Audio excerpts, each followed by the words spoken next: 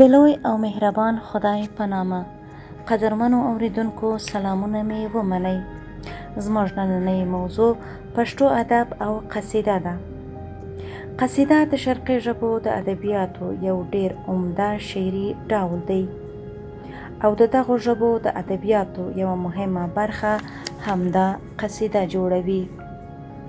قصیده په عربو کې تر اسلام د مخه هم موجوده وه او له ځینو اسنادو څخه ښکاري چې له عربو سربیره د ځینو نورو شرقي ولسونو په ادبیاتو کې هم قصیده ډوله شعري اشکال موجود وو.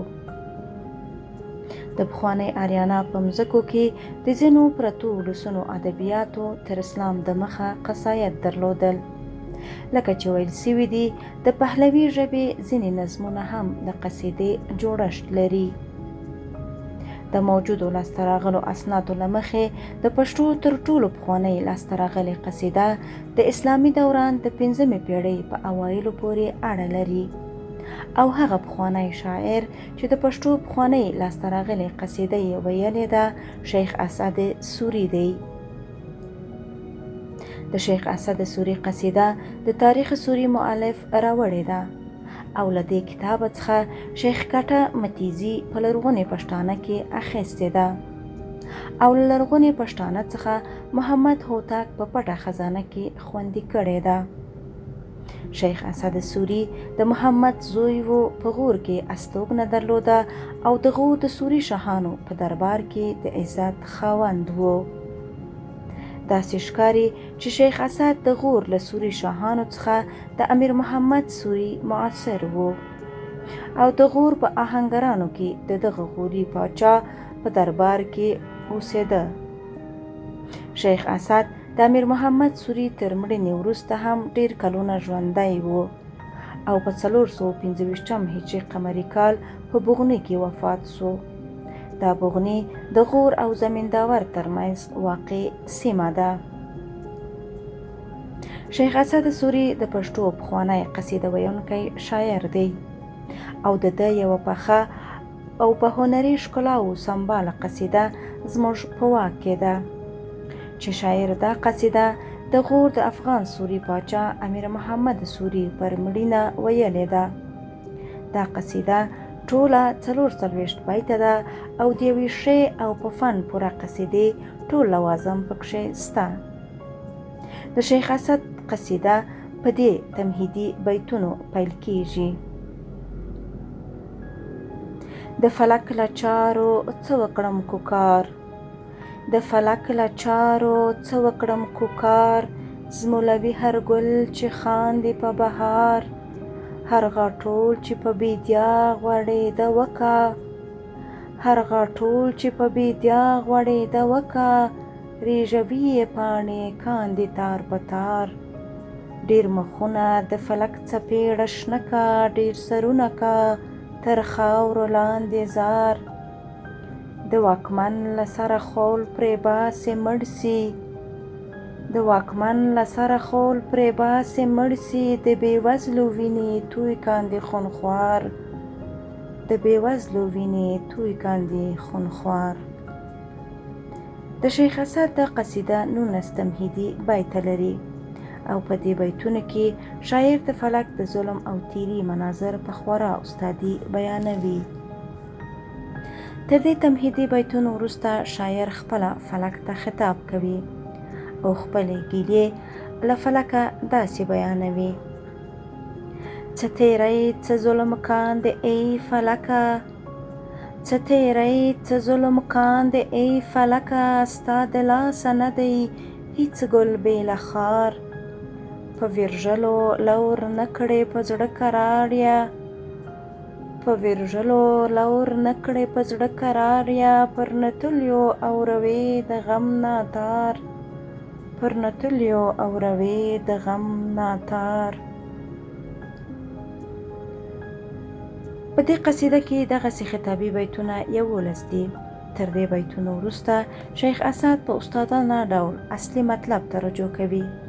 د اصلي مقصد د امیر محمد سوري پر مړینه ویر او ماتم کول دي. دا ویلې دي: کله غورځوي واکمن له پلازونو، کله غورځوې واکمن له پلازونو، کله کښېنوې په خاورو کې بادار. زموږ پر زړونو دي نن بیا یو غشی وویشت، زموږ پر زړونو دي نن بیا یو غشی وویشت، ودې ژوبلله په دې غشي هزار.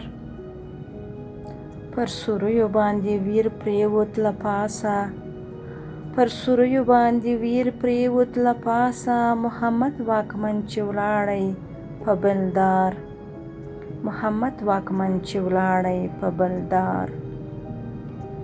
دغسې په دې قصیده کې شاعر د محمد پر مرګ د غور او سوریانو وضع او د ماتام ټول مناظر په ډېر لوړ هنري انداز کې ترسیم کړي دي، چې د دې ترسیم څو بیته دا دي: په دې ویر د غور وګړي تور نمري سول، په دې ویر د غور وګړي تور نمري سول، په دې ویر رڼا تیاره سوله د ښار. ګوره څاڅې رڼې وشي له دې غرونو، ګوره څاڅې رڼې وشي له دې غرونو، دا کړنګۍ ساندلي په شورهار.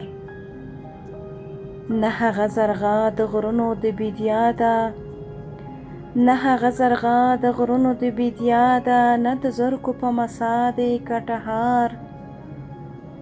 نه غاټول بیا زرغونیږي په لاشونو، نه غاټول بیا زرغونیږي په لاشونو، نه بامي بیا مسیده کا په کوهسار. دا په څه چې محمد ولاړ له نړیه، دا په څه چې محمد ولاړ له نړیه، په ویرینه یې سو غور ټول سوګوار، په ویرینه یې سو غور ټول سوګوار. په دې ډول شاعر د قصیدې په ټولو برخو کې هغه نکات په خورا استادانه ډول مراد کړي دي چې د یوې ډېرې ښکلې او د شور او جذب لرونکې رسایه قصیدې په لوازمو کې شمیرل کیږي. او د قصیدې وروستۍ برخه شاعر په یوه داسې اجتماعي او اخلاقي نتیجه بنا کوي چې د پښتنو له ملي عنعناتو سره سمون لري، او د 15مې هجري پیړۍ په پیل کې د غور د سوري افغانانو د ملي احساس ښکارندویي کوي. د پښتو د دې لومړنۍ قصیدې وروستني بیتونه دا دي: سخپتا ای محمد، سخپتا ای محمده د غور لمر وې، په نړۍ به نوي ستا د عدل سار. ته پر ننګه سوې ولاړ په ننګ کې مړ سوې، ته په ننګه وې ولاړ په ننګ کې مړ سوې، هم پر ننګه دي په ننګه کا ځانزار. که سوري دې پر تګ ویر کاندي ویرمن سول، که سوري دې پر تګ ویر کاندي ویرمن سول، هم به ویاړي ستا په نوم ستا په تبار. په جنت کې دې وطن زموږ واکمنه، په جنت کې دې وطن زموږ واکمنه، هم په تا دې وي ډېر لور د غفار، هم په تا دې وي ډېر لور د غفار.